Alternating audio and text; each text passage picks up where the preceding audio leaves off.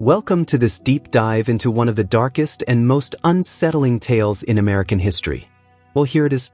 The autumn morning arrived cold and sharp in Pike County, Kentucky, nestled deep within the Appalachian Mountains where the Hannon family had lived for 4 generations. The trees surrounding their weathered clapboard house blazed with orange and crimson leaves, and the air carried the scent of wood smoke from neighboring chimneys scattered across the hillsides. Inside the small living room with its faded floral wallpaper and worn wooden floors, Sarah Hannon stood before the mirror, smoothing down her only good dress, a navy blue piece she had worn to weddings and funerals for the past 7 years. Her hands trembled slightly as she fastened the collar, not from the cold seeping through the poorly insulated walls, but from the anticipation of what this day represented. The family photograph had been scheduled for months, planned during a rare moment of optimism when Sarah's husband Michael had landed steady work at the lumber mill 15 miles down the mountain. The photographer, a woman named Claire Mitchell from Pikeville, charged $200 for a sitting and prints, an extravagant sum that had required Sarah to save $5 here and $10 there from her job cleaning rooms at the Mountain View Motel. She had hidden the money in a coffee can beneath the kitchen sink, adding to it whenever Michael handed her his weekly pay, always skimming just enough that he wouldn't notice but enough that the can slowly filled over the summer months. This photograph would be the first professional portrait the Hannon family had ever taken, and Sarah wanted it to represent something more than their daily struggle, something that captured hope rather than hardship. Michael emerged from the bedroom wearing dark jeans and a button-down shirt that Sarah had ironed the night before, the creases sharp and military precise. At 42, his face carried the deep lines of a man who had worked outdoor labor since he was 14, his hands calloused and scarred from years of handling timber and machinery. His dark hair showed gray at the temples, and his eyes, once bright blue, had taken on a faded quality, like denim washed too many times. He moved with the careful deliberation of someone whose back hurt constantly, a souvenir from a logging accident 3 years prior that had left him unable to work for 8 months and had depleted what little savings they had accumulated.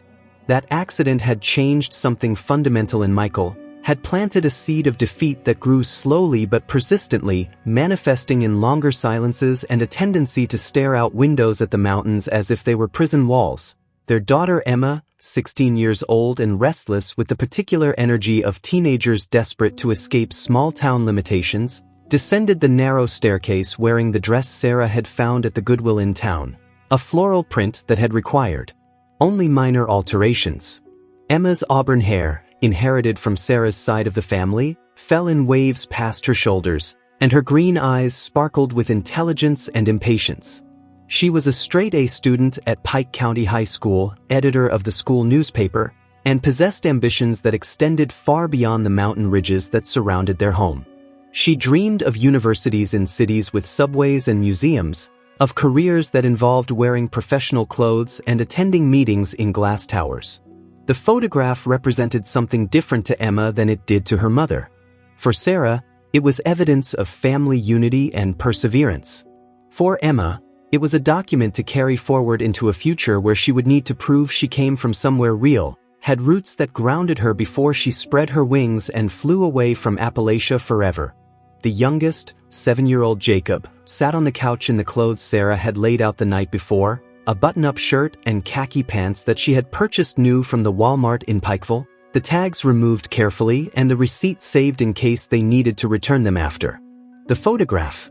Jacob was small for his age, with fine blonde hair that never quite laid flat no matter how much water Sarah applied, and eyes that seemed perpetually worried, as if he carried concerns no child should understand. He had always been a quiet boy, speaking in whispers when he spoke at all, preferring to play alone in the yard rather than with the rough-and-tumble children who rode the school bus with him each morning.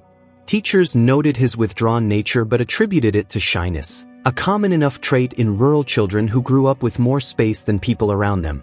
What no one discussed openly, what the family had learned to navigate around like a stone in the middle of a creek, was Jacob's health.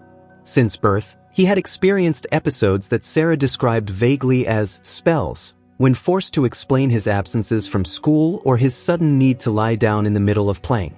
These spells manifested as periods of extreme fatigue, moments when his small body simply gave out and he needed to rest immediately wherever he happened to be.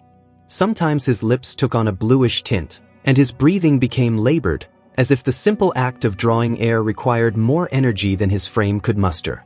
Sarah had taken him to the county health clinic twice, both times waiting 4 hours in a crowded room that smelled of antiseptic and desperation, only to see a rotating physician who spent 7 minutes examining Jacob, asked a few cursory questions, and suggested the boy needed more iron in his diet or perhaps was experiencing anxiety. The truth was more complicated and more expensive than the Hannons could afford to discover. They had no health insurance.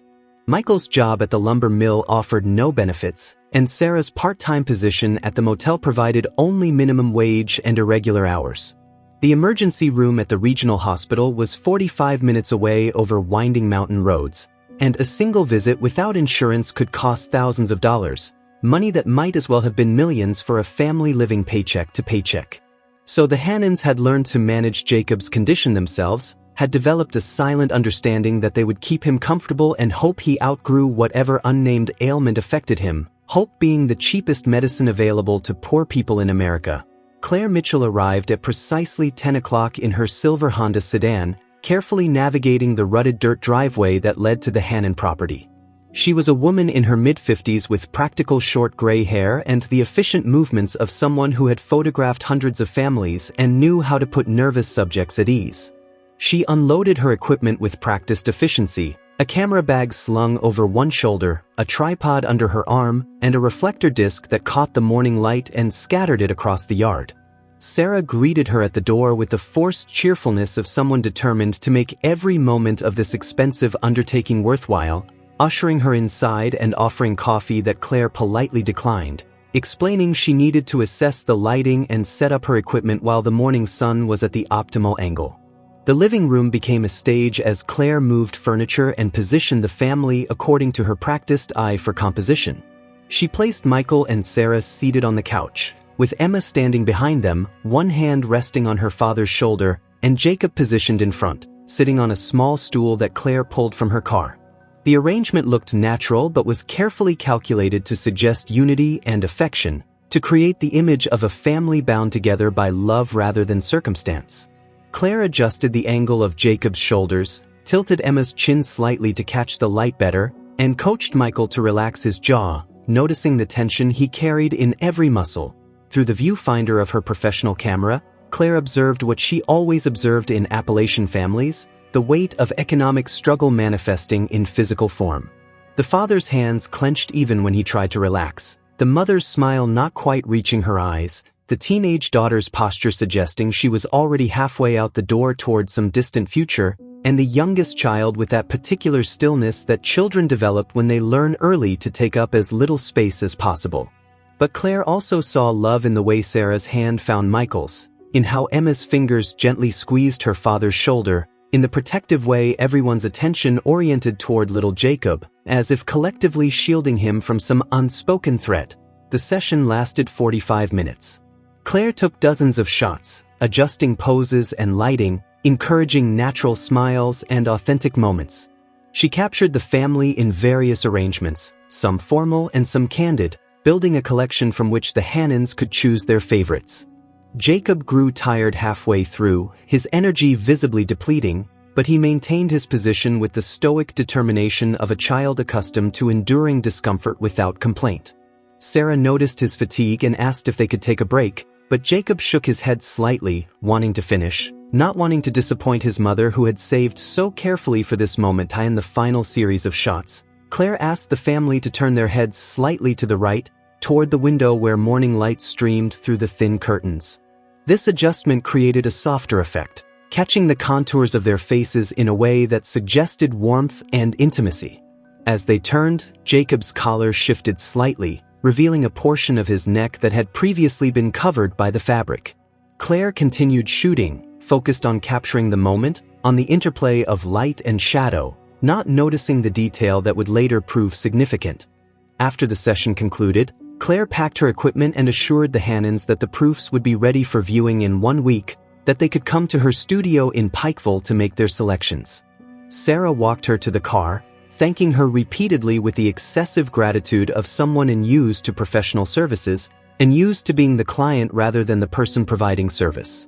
As Claire drove away, kicking up dust from the driveway, Sarah stood in the yard feeling both accomplished and anxious, hoping the photographs would justify the expense, that they would create the image of family stability she desperately wanted to believe existed despite all evidence to the contrary. 7 days later, Sarah made the 40-minute drive to Pikeville alone, Michael being unable to take time off work and Emma having school obligations she couldn't miss.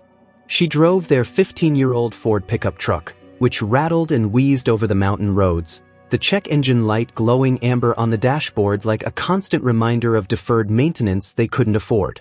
The truck's heater worked intermittently, and Sarah wrapped her coat tighter around herself as November wind seeped through the door seals. The sky hung low and gray, promising rain or perhaps early snow, and the trees had shed most of their leaves, leaving the mountains looking skeletal and exposed. Claire Mitchell's studio occupied the second floor of a brick building on Main Street in Pikeville, above a storefront that sold used furniture and antiques. The stairs creaked as Sarah climbed them, and the studio itself surprised her with its professionalism, walls covered with framed photographs of families, weddings, and children, all capturing moments of happiness that Sarah recognized as both genuine and performed, the way all family photographs contain both truth and aspiration. Claire greeted her warmly and led her to a viewing area where a laptop computer displayed the images from their session. The photographs were beautiful. Claire had captured something essential about the Hannon family, had found moments of authentic connection amid the staged poses. Sarah saw Michael's rare smile in one shot, the way his eyes crinkled at the corners and made him look young again, like the man she had married 20 years ago when they were both full of plans and dreams that hadn't yet been beaten down by reality. She saw Emma's intelligence and beauty, the way she stood poised on the edge of adulthood, ready to step into a larger world.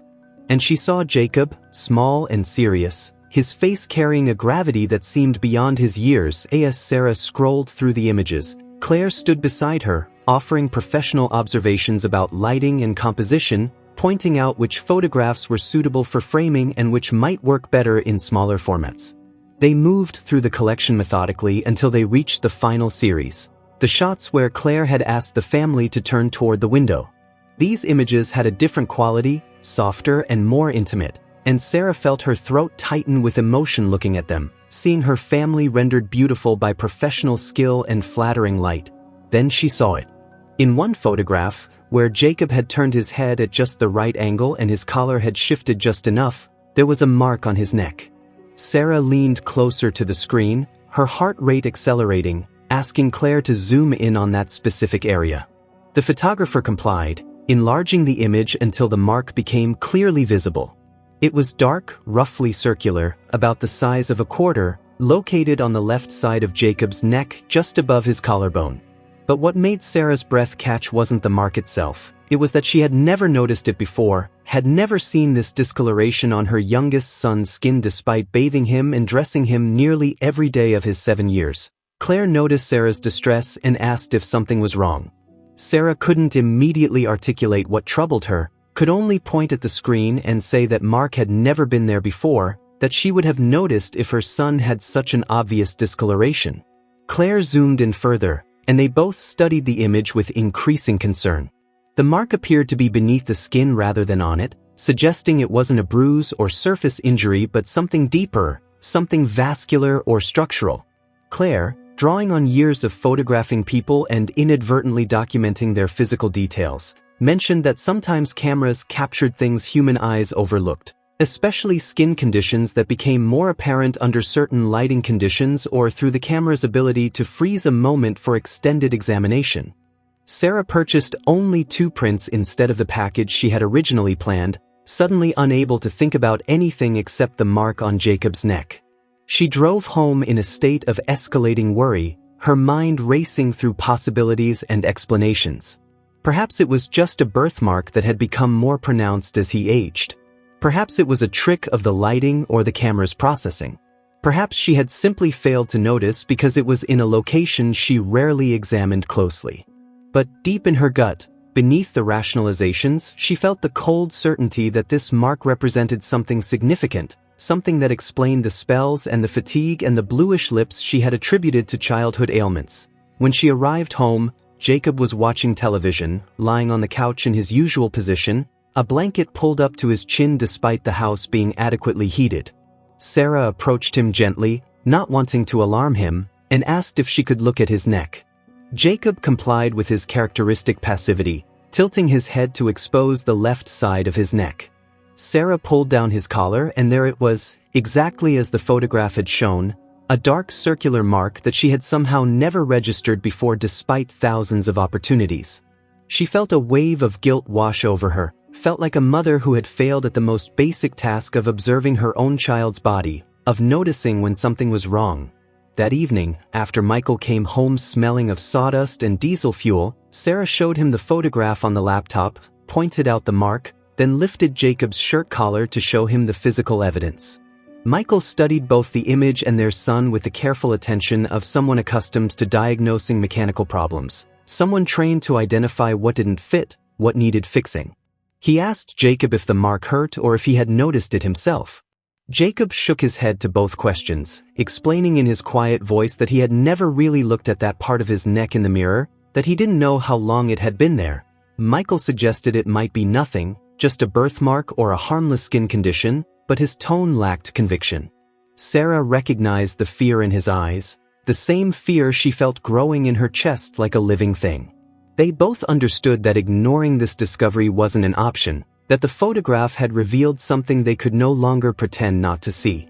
But they also understood the implications of seeking medical investigation, understood that stepping into the healthcare system without insurance meant stepping into potential financial catastrophe.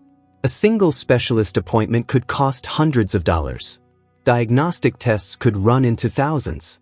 And if the mark indicated something serious, something requiring ongoing treatment, the costs would cascade into figures that would destroy them. That night, Sarah lay awake beside Michael, listening to his breathing deepen into sleep while her mind refused to quiet. She thought about the coffee can under the sink, now empty after paying for the photographs that had revealed the mark. She thought about their bank account, which currently held $234, enough to cover groceries for the next 2 weeks if they were careful. She thought about the credit cards they had maxed out during Michael's recovery from his logging accident, bills they still sent minimum payments on each month, barely making a dent in the accumulated interest.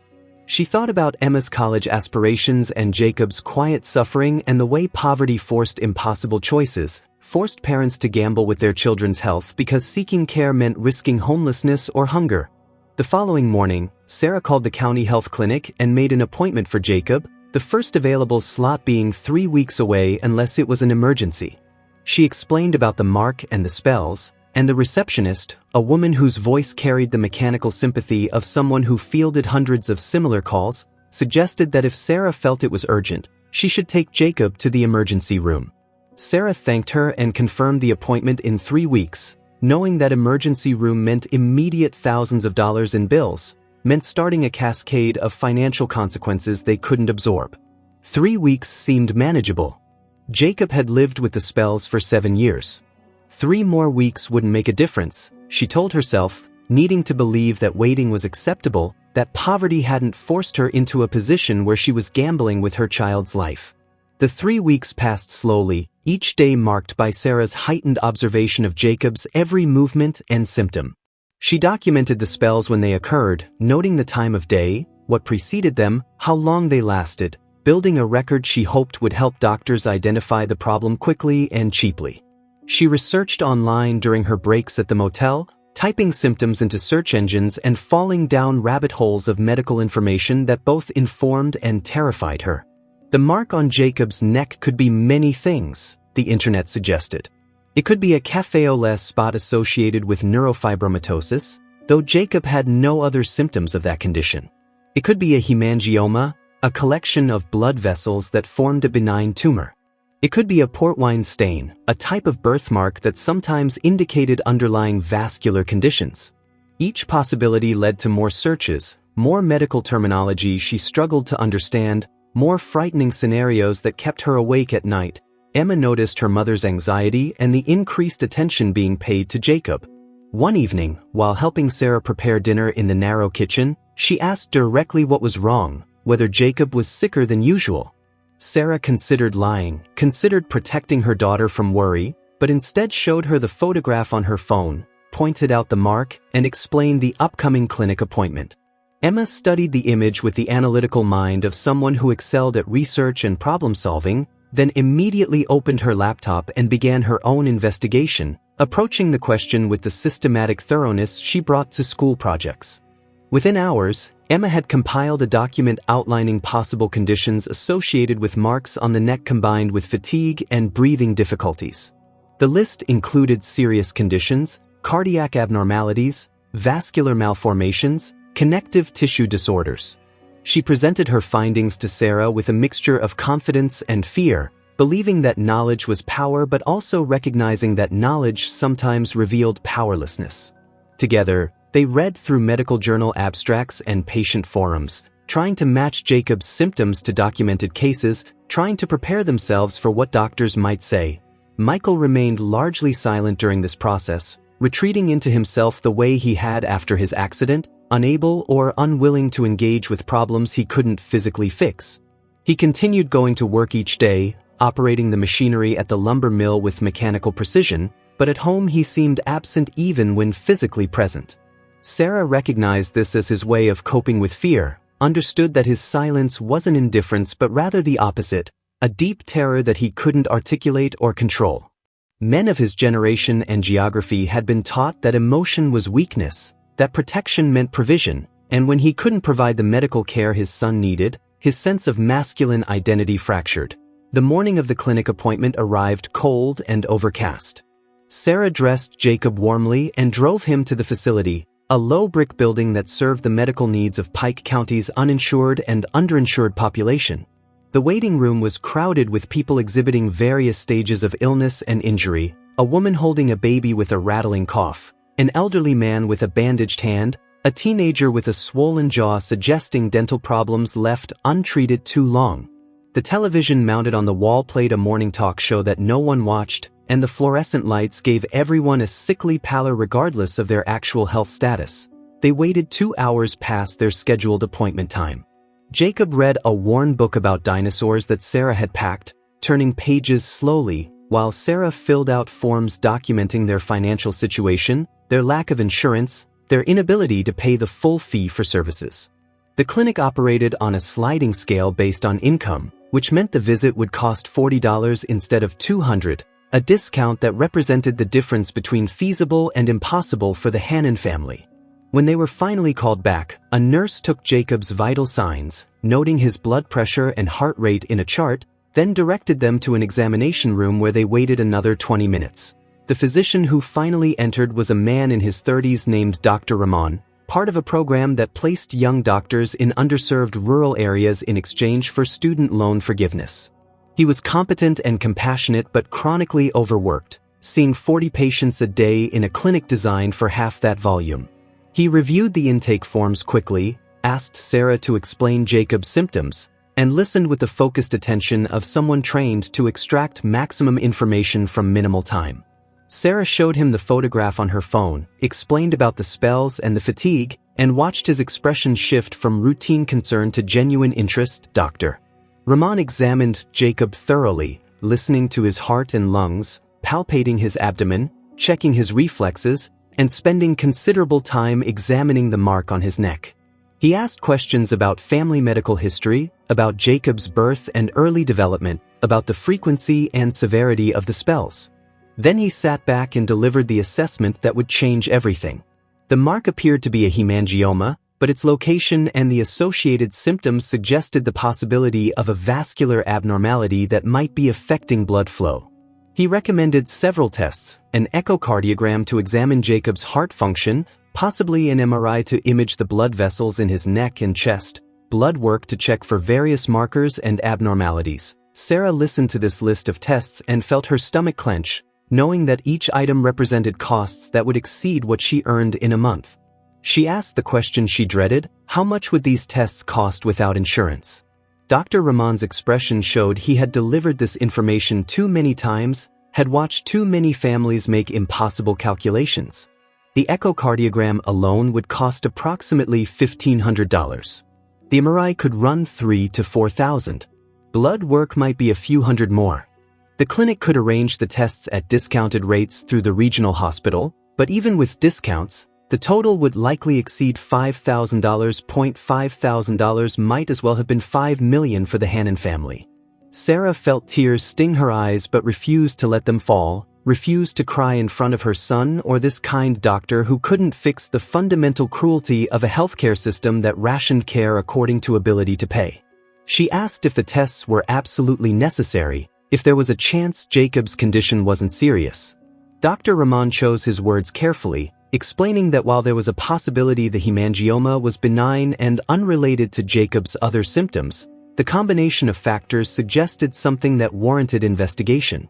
He couldn't in good conscience say the tests weren't necessary without more information. Sarah made a decision in that moment, one that would haunt her regardless of outcome. She told Dr. Rahman they couldn't afford the tests right now, but asked what warning signs should prompt her to bring Jacob to the emergency room regardless of cost. The doctor's face showed conflict, the tension between his medical obligations and his understanding of economic reality. He explained that if Jacob's lips turned blue and stayed that way, if his breathing became severely labored, if he lost consciousness during a spell, those were signs requiring immediate emergency care. He also gave Sarah a prescription for a low-dose medication that might help with Jacob's fatigue, something generic and relatively inexpensive that wouldn't address the underlying problem but might manage symptoms while they figured out how to proceed. Driving home, Sarah gripped the steering wheel so tightly her knuckles went white. Jacob sat beside her in the passenger seat, quiet as always, perhaps sensing his mother's distress or perhaps simply exhausted from the long appointment. Sarah felt rage building inside her, rage at a system that valued profit over health, rage at her own poverty and powerlessness, rage at a country that claimed to be the wealthiest on earth but allowed children to go without medical care because their parents worked jobs that didn't provide insurance. She thought about politicians who insisted that America had the best healthcare in the world, wanted to scream at them to come to Pike County and explain that to the parents choosing between rent and echocardiograms, between food and MRIs. The weeks following the clinic appointment brought a transformation in the Hannon household, but not the kind that family photographs typically captured. Sarah became consumed with finding a solution to the problem of Jacob's medical care, researching assistance programs and charity care options with the same desperate energy people bring to survival tasks. She learned about medical crowdfunding, about churches that helped with medical bills, about programs that offered free care to children in certain circumstances. Each possibility came with requirements and waiting periods and mountains of paperwork, and each inquiry ended in partial solutions or outright rejections. Emma, watching her mother's desperate efforts, decided to take action herself. She wrote an article for the school newspaper about healthcare accessibility in rural Appalachia, using her family's situation as a case study without revealing their names. The article was powerful and well-researched, combining personal narrative with statistical evidence about the medical care crisis in coal country. Her journalism teacher was so impressed that she submitted it to a regional writing contest, and it won second place, earning a small scholarship and, more importantly, attracting local media attention. A reporter from the Lexington newspaper contacted the school seeking permission to interview the family featured in the article. Emma consulted her parents, and after much discussion, they agreed to participate, believing that sharing their story might help other families and might also connect them with resources they hadn't discovered on their own. The resulting article ran on the front page of the newspaper's Sunday edition, titled, "When a Photo Reveals What Poverty Hides, A Family's Medical Crisis." The article included the photograph from their family session, with Claire Mitchell's permission, showing the mark on Jacob's neck alongside images of the Hannon home and interviews with Sarah and Michael about their impossible choices. The response was immediate and overwhelming. The article went viral on social media, shared thousands of times by people angry about healthcare inequality and moved by the Hannon family's story. Donations began pouring into a crowdfunding account that Emma had set up at her mother's reluctant permission, money arriving from strangers across the country who were outraged by a system that forced 7-year-old children to go without diagnostic testing. Within 3 days, the fund had raised $8,000. Within a week, it exceeded $20,000. Local television stations picked up the story. National news outlets requested interviews. The Hannon family, who had spent their lives being invisible in the way poor people often are, suddenly found themselves at the center of attention they never sought and didn't entirely want. Sarah experienced conflicting emotions about this development. She was grateful for the money that would allow Jacob to receive proper medical care, overwhelmed by the generosity of strangers who sent not just donations but messages of support and encouragement. But she also felt exposed, humiliated that her family's private struggles had become public consumption, that her failure to provide for her son's healthcare had been broadcast to thousands of people who now knew the exact balance of her bank account and the precise depth of her desperation. Some comments online were supportive, but others were cruel, people suggesting she should have made better life choices, should have gotten education that led to better jobs, should have planned better before having children she couldn't afford to care for properly. Michael withdrew even further, unable to process the attention and what he perceived as public acknowledgement of his failure as a provider. He continued going to work but came home and disappeared into the garage, spending hours organizing tools that didn't need organizing, avoiding the journalists who occasionally appeared at their doors seeking follow-up stories. Emma became the family spokesperson, handling media inquiries with surprising poise, using the platform to advocate for universal healthcare and telling their story in ways that emphasized systemic problems rather than personal failures. With the crowd-funded money, Sarah was able to schedule all the tests Dr. Rahman had recommended, paying cash at the hospital and experiencing for the first time how differently medical staff treated patients who could pay versus those who couldn't. The echocardiogram was performed by a friendly technician who explained each step of the process while running the ultrasound wand over Jacob's small chest. The MRI required Jacob to lie very still inside a loud machine, an experience Sarah had worried would terrify him, but he endured it with his characteristic stoicism, perhaps understanding on some level that this discomfort was necessary. The blood work was routine, multiple vials drawn from his thin arm while Sarah held his other hand and distracted him with stories. The results came back over the following week, delivered in a consultation with a pediatric cardiologist at the regional medical center, a specialist whose usual patients had comprehensive insurance and parents who didn't need to check price lists before agreeing to procedures. The news was both better and worse than the scenarios Sarah had constructed in her anxious imagination.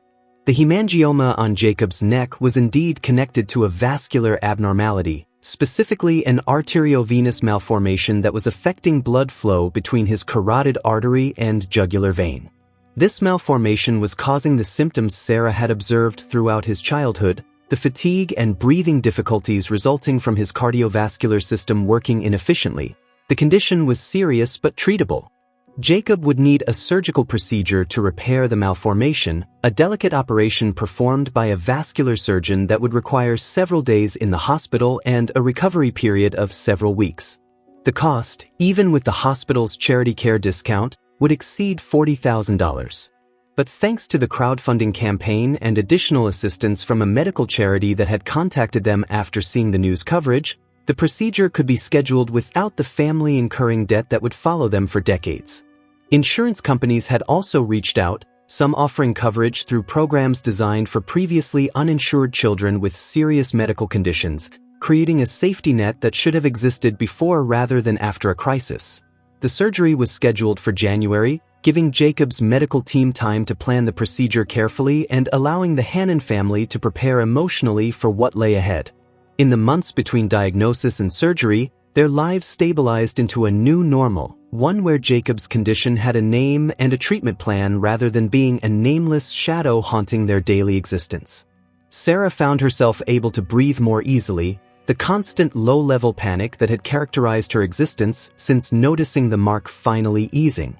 Michael began to emerge from his emotional retreat, perhaps allowing himself to hope now that there was a concrete path forward rather than just impossible choices and grinding helplessness. Emma's article and the subsequent media attention had lasting effects beyond funding Jacob's medical care. Several families in Pike County reached out to the Hannons sharing their own stories of medical crises and financial impossibility, and Emma began collecting these narratives, planning a more comprehensive project about healthcare in Appalachia. Her college applications, due that fall, included essays about this work, about learning advocacy through necessity, and about understanding systemic injustice through lived experience. She received acceptance letters from several prestigious universities, all offering substantial financial aid, her path out of the mountains paved not just by grades but by her authentic engagement with the community she was preparing to leave. The family photograph, the one that had revealed the mark on Jacob's neck, now hung on the living room wall in a simple frame that Sarah had purchased with some of the remaining crowdfunding money. Every time she looked at it, Sarah experienced a complex mixture of emotions. Gratitude that the photograph had captured what her eyes had missed, leading to a diagnosis that might have come too late otherwise. Anger that it required a viral news story and the generosity of strangers to access medical care that should have been a fundamental right. Pride that her family had survived a crisis that broke many families. And grief for the thousands of families in similar situations who didn't have a photogenic story or a talented daughter who could write compelling articles. Families still trapped in impossible choices, still gambling with their children's health because poverty left them no other options. On the morning of Jacob's surgery, the family drove through darkness to reach the regional medical center by dawn, the winter landscape frozen and austere under a sky just beginning to lighten. Jacob had been brave through all of it, through the tests and consultations and frightening medical terminology that adults struggled to understand, let alone a 7-year-old child. As they prepared him for surgery, as Sarah kissed his forehead and told him she loved him, as Michael gripped his son's small hand with surprising gentleness, as Emma stood nearby trying not to cry, the family existed in a moment of pure vulnerability, stripped of pretense or performance, connected by love and fear and hope. The surgery took 6 hours. The Hannon family waited in a room designed for waiting, with uncomfortable chairs and outdated magazines and a television that played quietly in the corner.